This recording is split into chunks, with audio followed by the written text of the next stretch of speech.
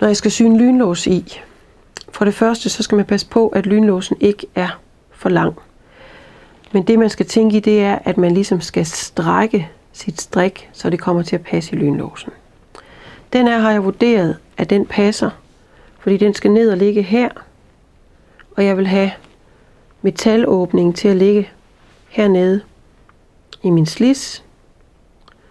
Og så strækker jeg ligesom mit strik herop til,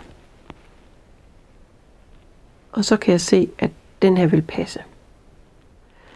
Jeg bukker lige den øverste kant, fordi jeg synes, at det er rart nok, at man ikke får den synlig, hverken på ret eller på vrangsiden. Så jeg bukker lige den her sømkant ned på lynlåsen, sætter den herover, og så sætter jeg lige en nål i. Så nu ved jeg, at den skal sidde der.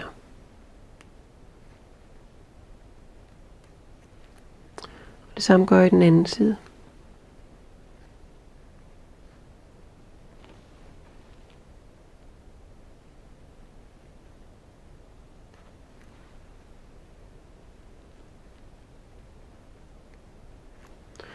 Så sørger jeg for at afpasse, når jeg sætter nålene i, at striberne, hvis der er det, eller mønster, at det kommer til at ligge lige over for hinanden. Og så har jeg enden hernede, og den skal sidde her. Og så sætter jeg nål i her, så det kommer til at passe. Og så holder jeg den til, og sætter den sidste nål i her.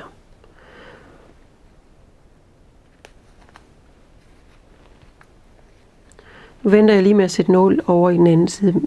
Syr jeg lige den her i først. Jeg syr med sytråd, og her har jeg lavet en dobbelttråd og sat knude på for enden. Og den knude vil jeg jo heller ikke have skal være synlig. Så den sætter jeg ligesom ind i midten af sømmen. Så tager jeg lige min nål ud her.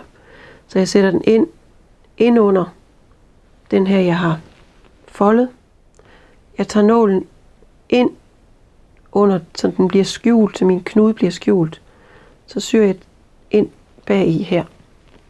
Fordi så kommer min knude til ligesom at bo herinde. Og skubber den ind med nålen.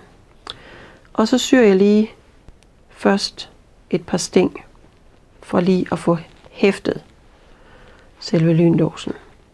Og grunden til, at jeg syr med sytråd, det er simpelthen fordi, så får jeg en ligesom usynlig søm igennem mit strik, fordi en sytråd er tyndere, og dermed bliver skjult i de strikkede masker. Nu har jeg lige syet et par gange her frem og tilbage, og så skal man lige sørge for at få tråden med. Og nu vil jeg så begynde at sy stikkesting. Det vil sige, her sidder min tråd, så jeg syr lige sådan et sting ned. Og så syr jeg tilbage igen. Det vil sige, at jeg syr opad. Og nu kan jeg så godt sige, nu gør jeg det i en funktion. Det vil sige, nu syr jeg ned igen.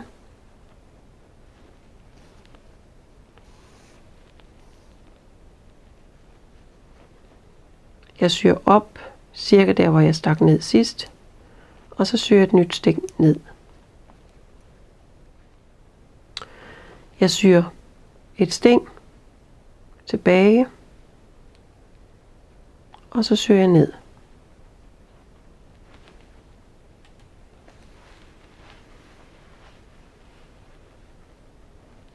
Jeg syr et sting tilbage.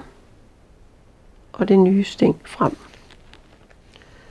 Og samtidig så har jeg sørget for, at min kant af mit strik, den lige næsten rører takkerne på lynlåsen. Fordi jeg synes ikke, at jeg vil have sådan et åbent stykke lynlås, man kan se. Men det er jo smag og behag, det bestemmer man selv. Og så syr jeg så hele vejen ned. Og som I kan se, så kan man faktisk ikke se syningen ind igennem det strikkede.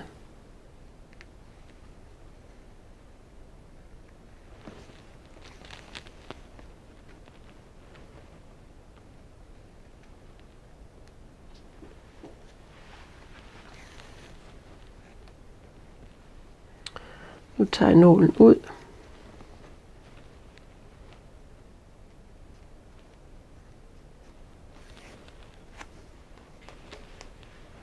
Det er vigtigt at hæve til i sytråden, så man får det hele med. Især når man syr med dobbelttråd, så kan det godt være lidt svært det der.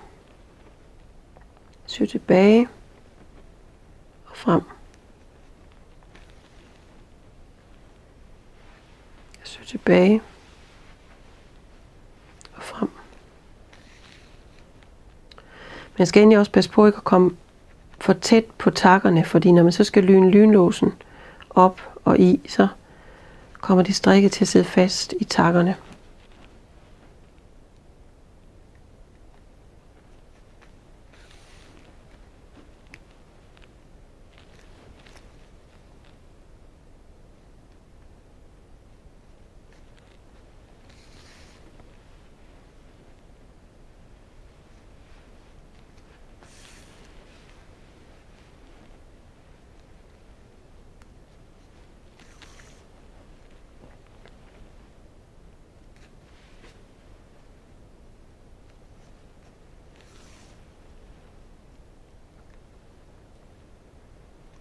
Nu er jeg så næsten nede. Nu tør jeg godt lige tage min nål ud her. Jeg er næsten nede.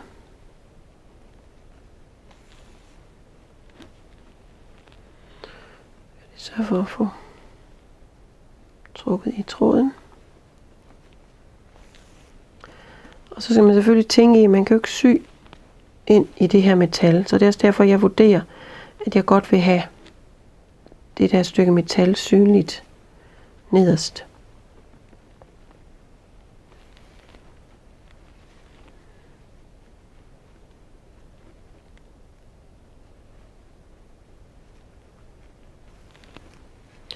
Nu er jeg så nede, så nu vil jeg så sy nogle sting hen over her, for også ligesom at dække.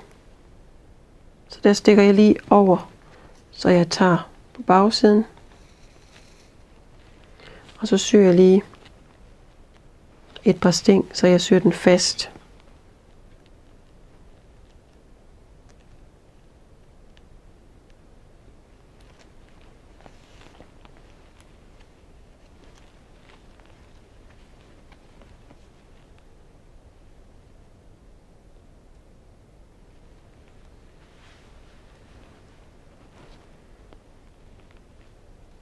Det kan godt nogle gange være svært, hvis man stikker ned lige i kanten af lynlåsen.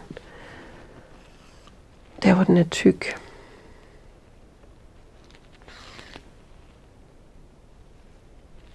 Jeg syr lige et par ekstra sting, så den ligesom er hæftet. Nu kan jeg se, at jeg mangler at stramme til.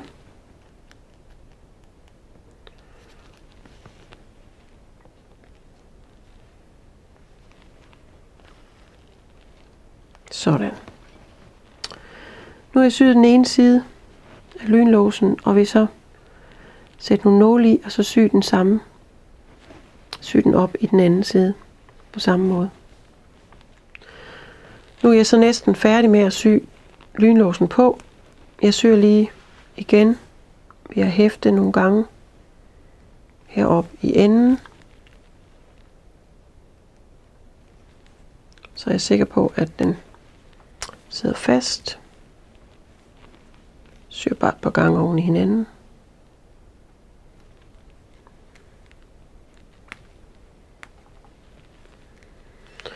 Og når jeg synes, at det må være nok, så kan jeg også gå over på bagsiden og ligesom hæfte den i selve stoffet af lynlåsen. Men hvis I så ser her, så kan I så se, hvis vi skal se på bagsiden,